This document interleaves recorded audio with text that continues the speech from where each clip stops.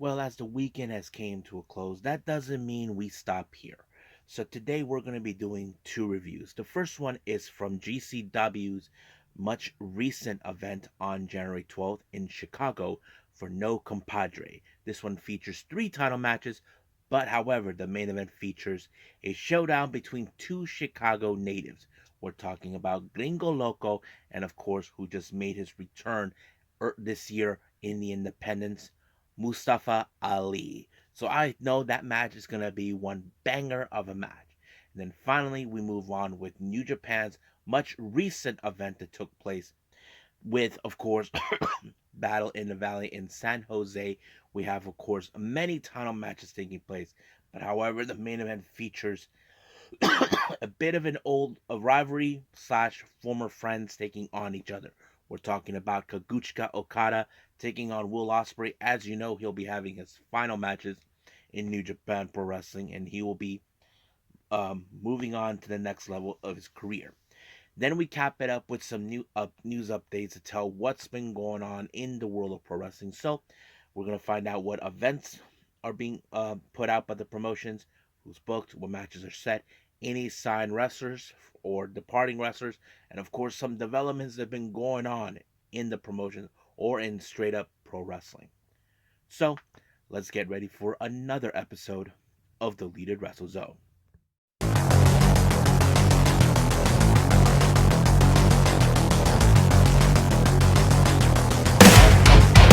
Are you ready? Get up, get up! Get up, get up! Get up, get up!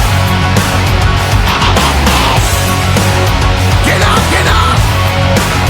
Get up, get up! Get up, get up!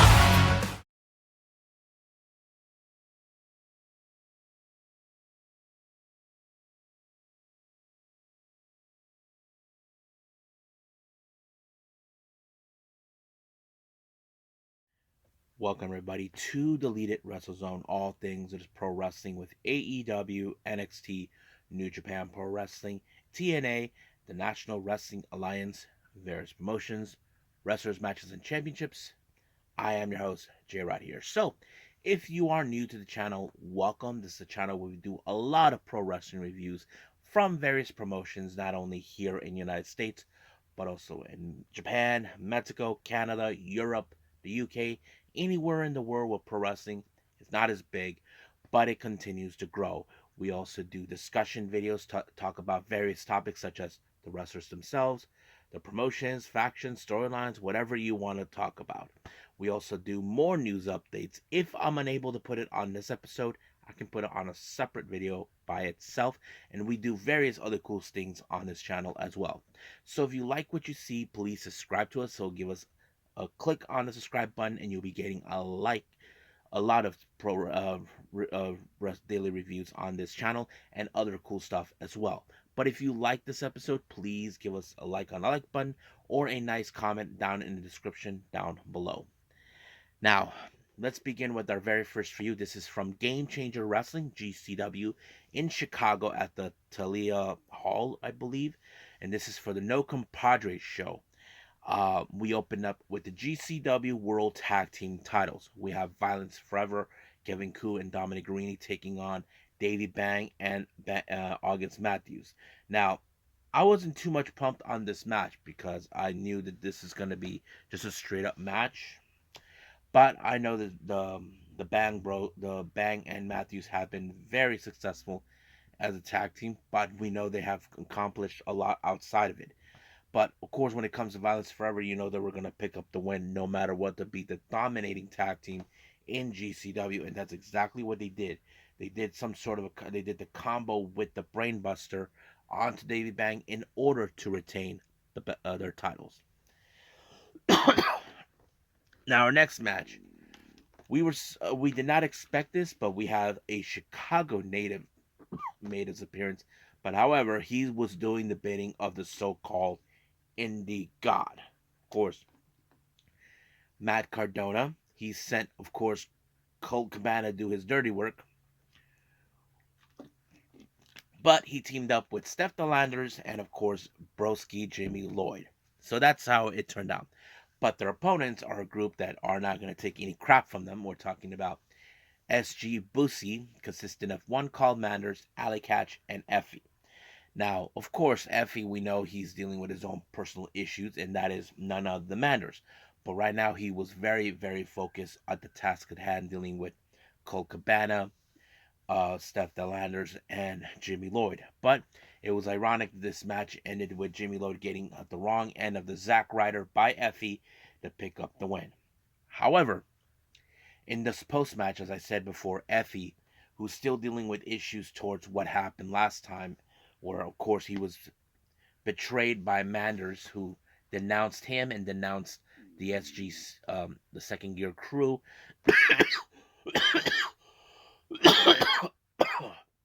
All of this for him to go to the top. That was very much what motivated him. But however, Alley Catch and Manders are trying to calm him, trying to keep SGC together. And I don't know for sure if we can take it along. We haven't seen Matthews for quite some time, but we'll see what happens until then. Now, our next match, we have Myron Reed, the young goat, taking on Joey Janela. Not much you would expect on this match, but of course, Myron Reed, we know he's talented, he's good at what he can do.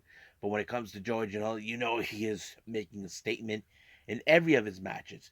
I'm surprised he did not apply the the double stump like he always does, but he ended it with the package pile driver, giving him the W. Then we have, of course, our next match, tag team action, the Bullet Club War Dogs, Kid and Coughlin taking on Los Macizos. Now, you would have assumed that Los Macizos, this would have been an easy task for them, knowing that they are a violent group. But when it comes to the War Dogs, they are there to put people in body bags. That's always been the case. But however, it was the War Dogs who walk away with the win with the spike pile driver on Ciclope, but sending a direct message to anybody saying that they will go through anybody no matter what. Now, there has been a lot of changes throughout this entire match. We were supposed to expect, of course, Jonathan Gresham versus Andrade, but however, we know where Andrade is. He was replaced by Leo Rush, and then Jonathan Gresham is out. He was replaced by Nick Wayne. Very interesting match. I mean, it's great to see Nick Wayne back. We know we haven't seen him for quite some time since he's been going to AEW, but it was pretty cool. You would have assumed there was going to be a lot of spots in this, but it was, of course, Nick Wayne with Wayne's World that put away Leo Rush, and of course, giving him a good W. Now, I'm not sure we will ever see him again, but I'm sure that he'll be ready at a moment's notice if they do need help. Now, as you know, a lot of headwinds has been going on in the world of pro wrestling, especially when it comes to former WWE's talent or making their presence known in various promotions. One particular former WWE talent feels like he's being threatened by the release, and we're talking about Matt Cardona. So he put out a message saying that he is not completely happy with guys like, of course, Mustafa Ali, AJ Francis, better known as Top Dollar, and of course, the one person he's threatened by, Nick Bennett, formerly known as Dolph Ziggler. So he sent a direct message to him saying that he would challenge him. So the obvious question is, will he accept the challenge? Well, we'll find out what Nick Bennett has to say. We know he's going to be doing later on this month a tour in Australia, and he will be appearing in New Japan. So we'll see where that leads us from here. Oh yeah, and of course I forgot. He made it just a recent appearance in TNA, for Christ's sakes. So I'm sure his presence now has been threatening him. So we'll see where that goes from there. So I'm looking forward to it. Now, our next match, we have a six man we have a six-man tag team match. We have, of course, Los Desperados, Aries, Latigo, and Demonic Flamita taking on Oni El Bandito, Aromis, and Cole Radrick. Now, some of you say Cole Radrick is not a luchador. Well, you can say he is an honorary member if you want, but I have to say he did a pretty good job. I mean, you know, when it comes to lucha libre style, there's nothing more awesome to watch because there was going to be a lot of high spots in this particular match.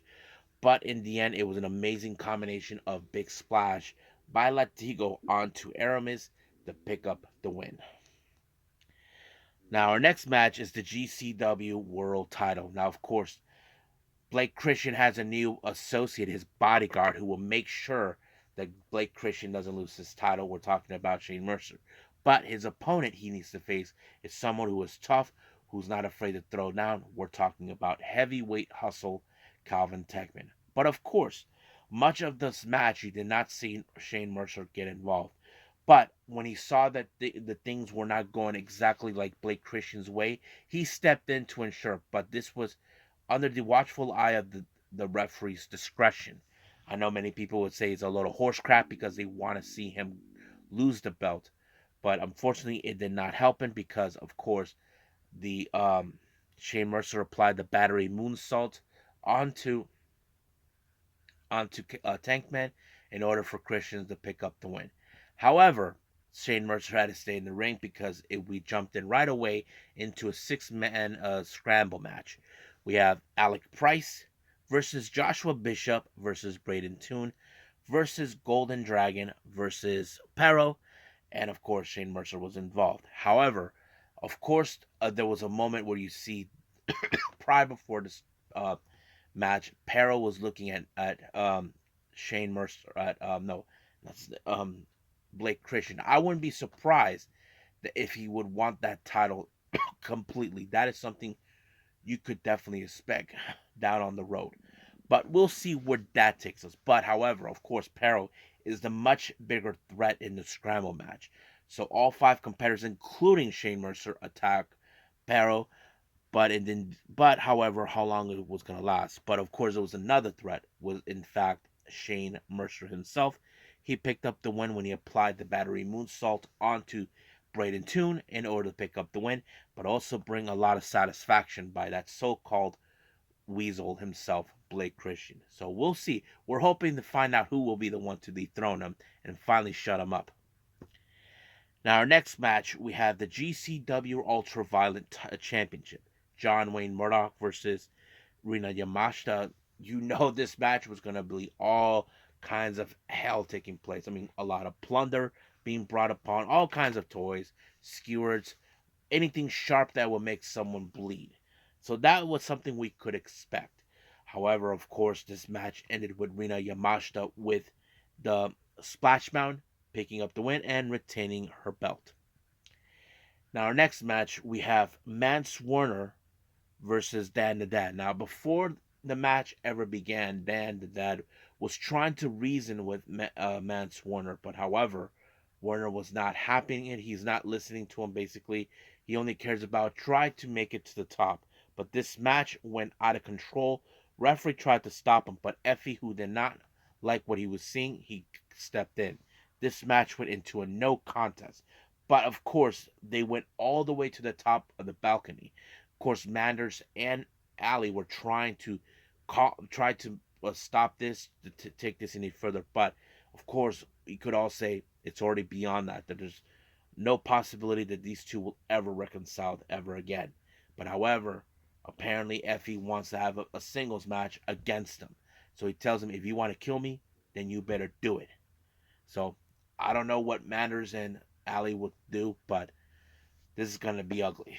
So now our main event is Gringo Loco versus Mustafa Ali. Now it's no secret that these two know each other all too well, but you know for a fact this match there was going to be a lot of high spots no matter where it goes. A lot of high flying, a lot of things. But other than less, I have to say it was a pretty good darn match between two Chicago natives. But in the end, it was Mustafa Ali with the Kochi clutch onto Gringo Loco. But Gringo Loco did not tap out. He didn't even give up. He just passed out. Referee called it. It was over. Now, as you remember, I mentioned in a news update, Mustafa Ali was told that he will be people that would never cheer for him. Now, if you guys remember the Cruiserweight Classic, Mustafa Ali was mentioned that he was supposed to be in the tournament, but he became an alternate. So he often talked about how they never appreciated him. But he said there was only one person that actually brought his career where he's at, and that person was Gringo Loco. So of course you can say Gringo was the pinnacle of Mustafa Ali's career, and of course they hugged it up, made it great. So I can't wait to see what's going to happen. But we know we'll see more Mustafa Ali down the road in any promotion. As you know, is going to have a great 2024 now that he's a free agent going wherever he needs to go. So we'll see what happens until then. But right now, let's move on to our last and final review: New Japan Pro Wrestling Battle in the Valley.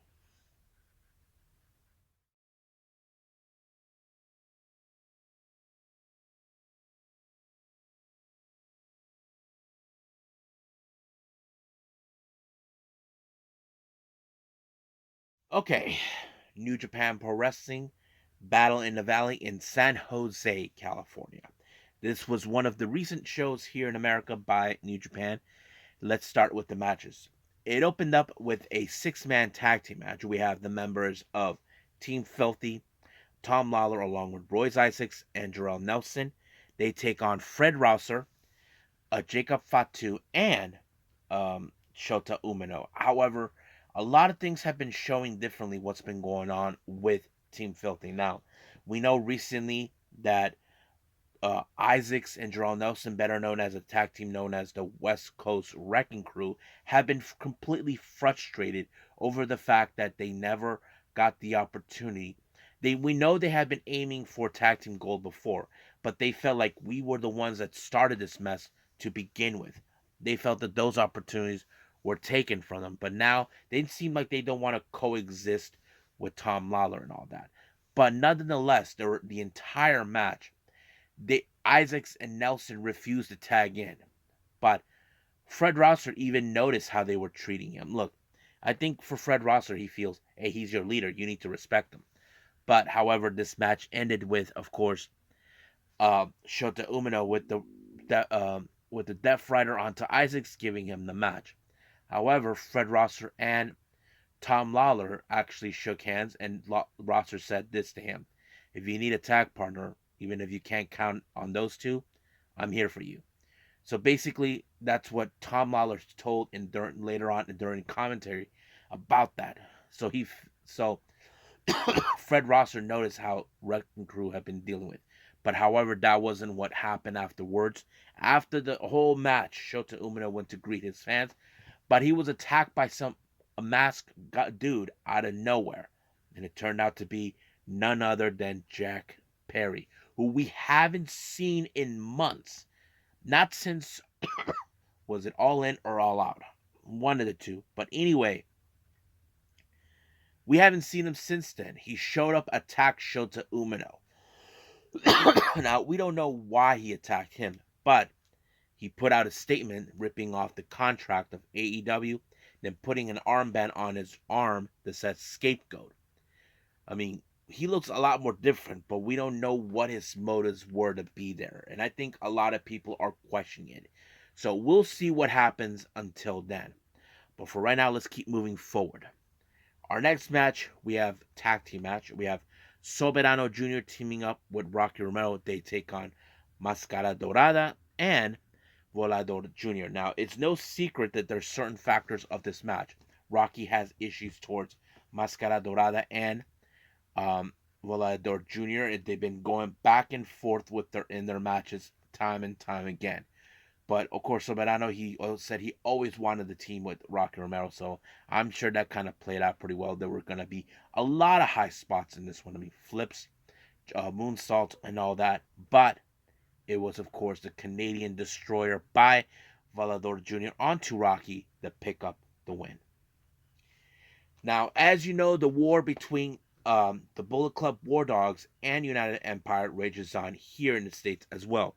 TJP decided to challenge the newly crowned IWGP Global Champion, David Finlay. Now, this is a non-title match.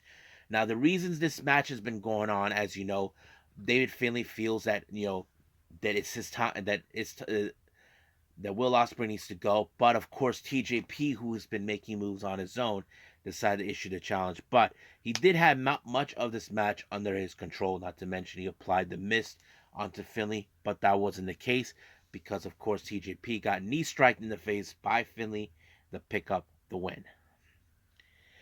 Our next match, this is for the New Japan Strong Openweight tag team titles. Members of the Bullet Club War Dogs more consistently with Clark Connors and Coughlin taking on Hikuleo and El Fantasmo. Now, if you notice the difference between the members of Bullet Club War Dogs, you have a junior heavyweight competitor um, and a heavyweight. That kind of applied knowing because open weight means it could be any weight class that could uh, participate in the show. That's why they have, of course, the never open weight titles that's meant for. But nonetheless, we did see how the War Dogs did try to take out Hikuleo, who is the much bigger threat.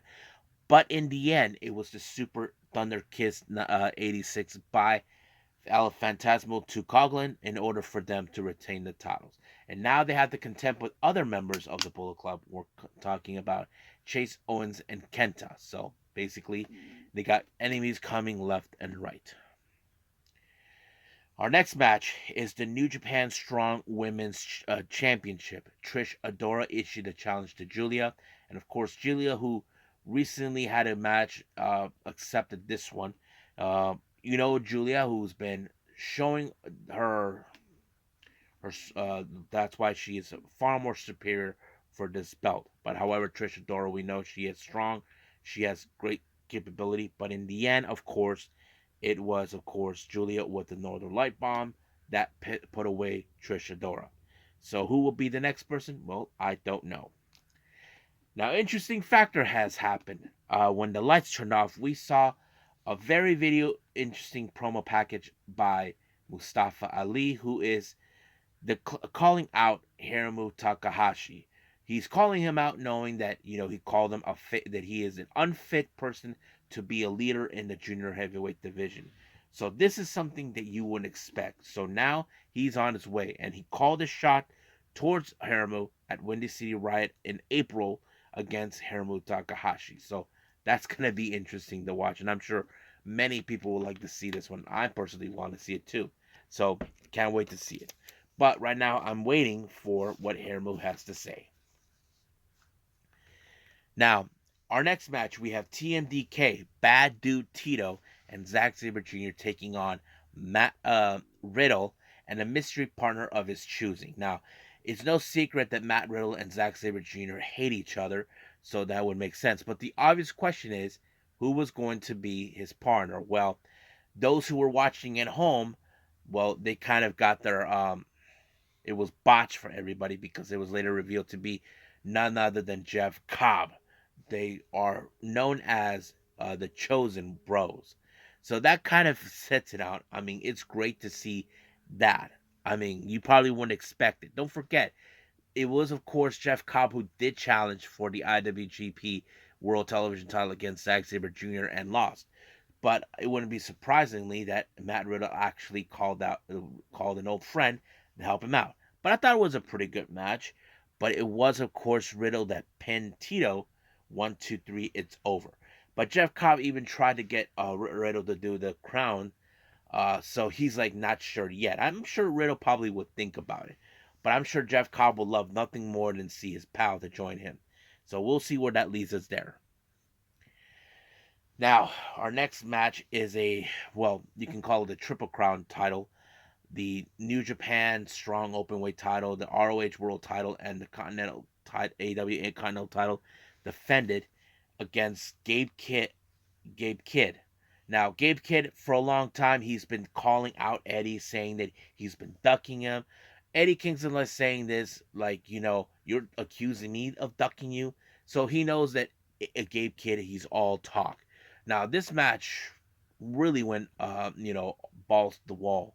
However, Gabe Kidd decided to piss off Eddie by saying that he's nothing but he ain't shit and all this stuff, and this match resulted in a double countout. However, Eddie Kingston was this close to whacking Gabe Kidd, but of course, Bullet Club War Dogs showed up out of nowhere and attacked Eddie Kingston. But of course, Gabe Kidd revealed that this was never about the titles, it's about burying him. But come on, bro. You think you're going to bury Eddie? We'll see.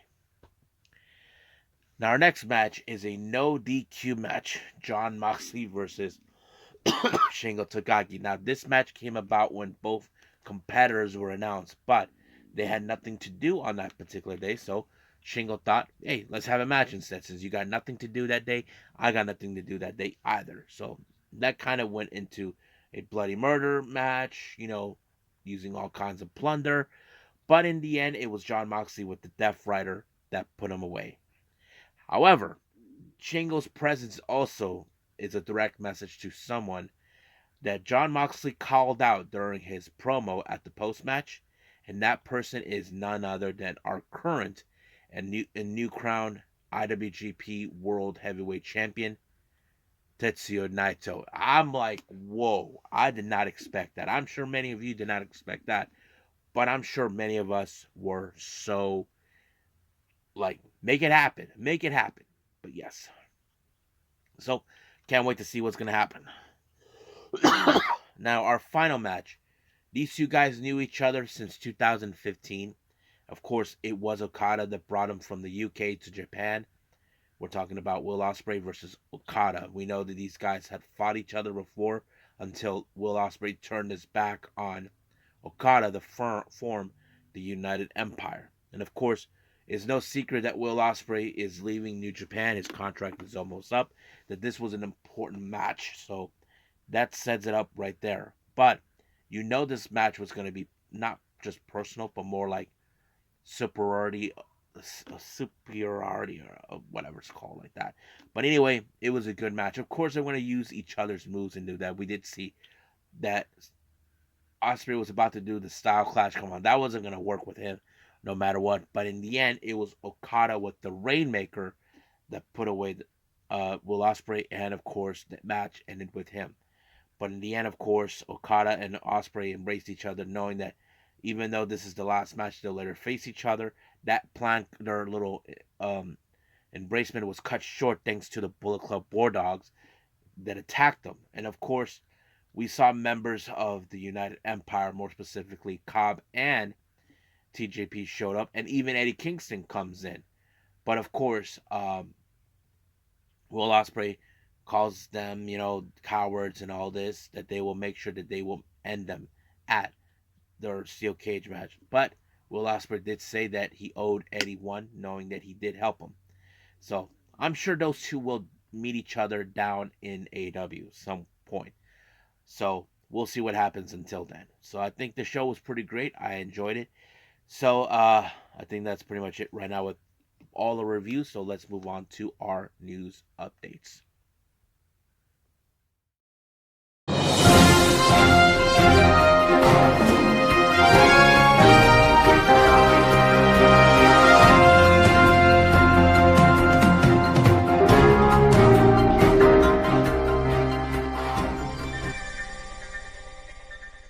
Okay, welcome to our news updates. So let's get started with updates and the promotions, what's going on. This was announced on Stardom that Waka Tsukiyama will return to Stardom next week. So she'll be teaming up with Mina Shirakawa to take on, I forgot who their opponents were, but this is really great. We haven't seen Waka for a while. We know she's been out on injury. However, speaking of that, of Stardom, Scott Edwards actually put out the full card of the this Saturday's and Sunday's show. So let me pull that up real quick. Um, pull it up. I know I saw it here. Here it is. So this is for the 20th show in this coming weekend at Takada no Baba. Hopefully I pronounced it right. We have um, the artist belts on the line. We have, of course, the members of Godzai, Mirai, Amisune, and Shuri. They take on Stars, Mayu Iwatani, Hanan, and Azuki.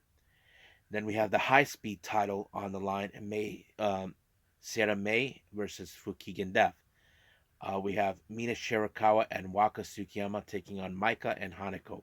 I think that's going to be an interesting match because Hanako, as you know, has been frustrated for quite some time with the success of Yuzuki. But however, Waka was amongst those who trained Hanako, so we'll see where that leads us from there. We have, of course, Julia, Suzuki, and Mai Sakurai. They take on the members of Oedo Tai. Natsuko Tora, Starlight Kid, Momo Watanabe. Then we have a gauntlet tag team match. We have Utame Shida and Kamitani, Ida and Izuki, um, Azumi and Amasaki, and Ruka and Rina.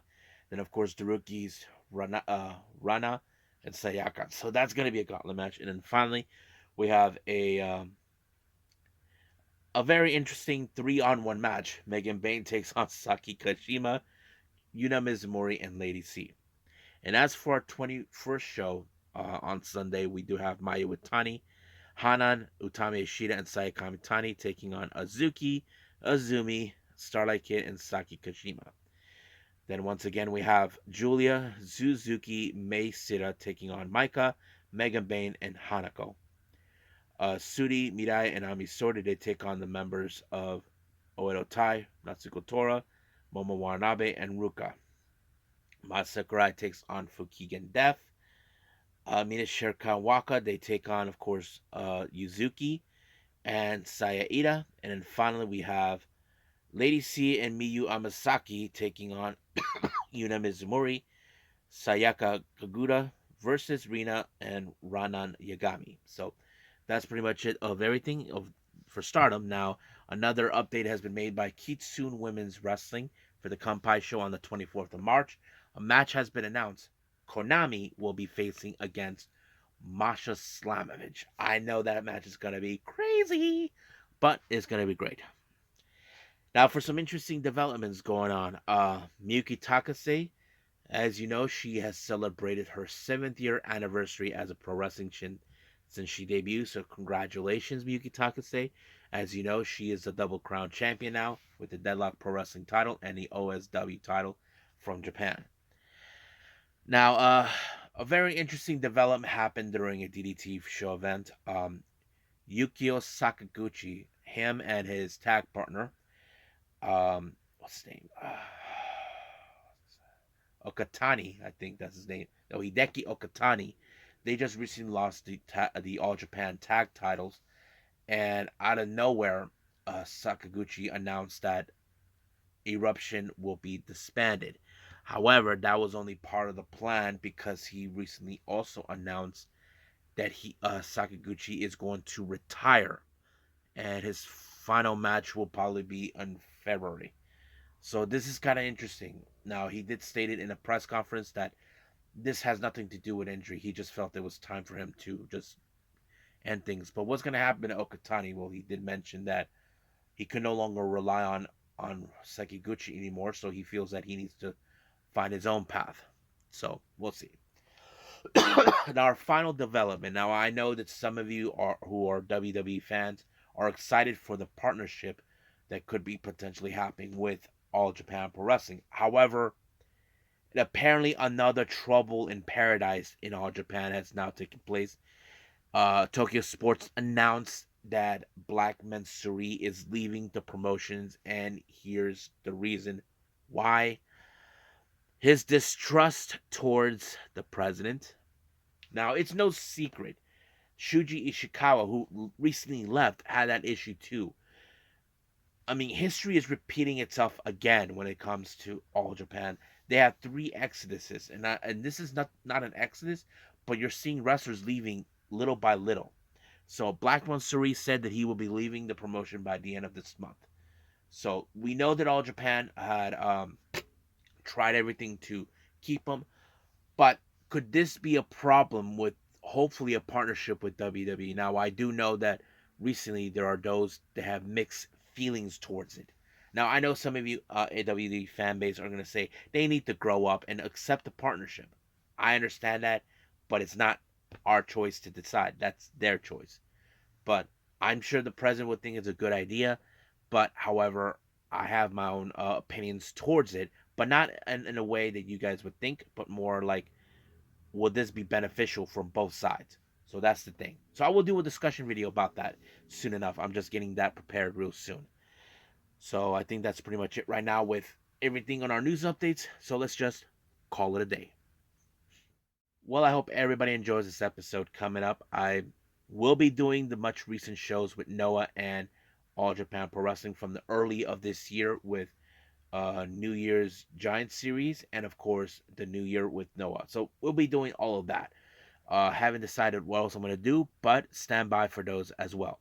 If there's any new news updates, I will do those too as well. But for now, I will see you guys in the next DWZ time, same DWZ channel. I must bid all of you adieu. So, goodbye, and have a nice day.